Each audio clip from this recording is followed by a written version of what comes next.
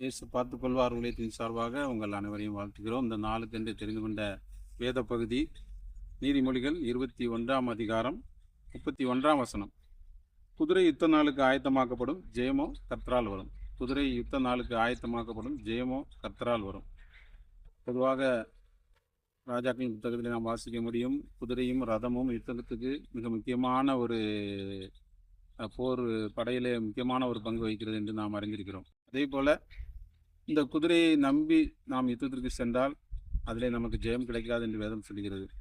நாம் என்ன செய்ய வேண்டும்? ஜெயமோ கர்த்தரால் வரும் என்று வேதத்தில் பார்க்கிறோம். சங்கீதம் 20 நாம் வாசிக்க முடியும். 20:7 சிலர் ரதங்களை குறித்தும் சிலர் குதிரைகளை குறித்தும் மேன்மை பாராட்டுகிறார்கள். நாங்களோ எங்கள் தேவனாகிய கர்த்தருடைய நாமத்தை குறித்தே மேன்மை பாராட்டுவோம். சிலர் ரதங்களை குறித்தும் சிலர் குதிரைகளை குறித்து மேன்மை பாராட்டுகிறார்கள். நாங்களோ எங்கள் தேவனாகிய கர்த்தரை குறித்தே மேன்மை பாராட்டுவோம் என்று சொல்கிறது.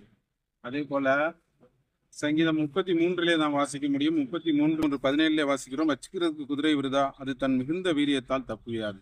அப்படியாக நாம் குதிரையை நம்புவதனாலே நமக்கு ஜெயம் கிடைக்கப் போவதில்லை. குதிரை என்பது நம்மைத்தான் குறிக்கிறது. நாம் நம்மை நம்பி நாம் ஒரு யுத்தத்திற்கு செல்வோம் என்றால், அதாவது நாம் இந்த உலகத்தை எதிர்த்து போராட வேண்டும் என்று சொன்னால் அது நமக்கு வாய்க்காது என்று வேதம் சொல்கிறது. ஆகவே நாம் என்ன செய்வோம்?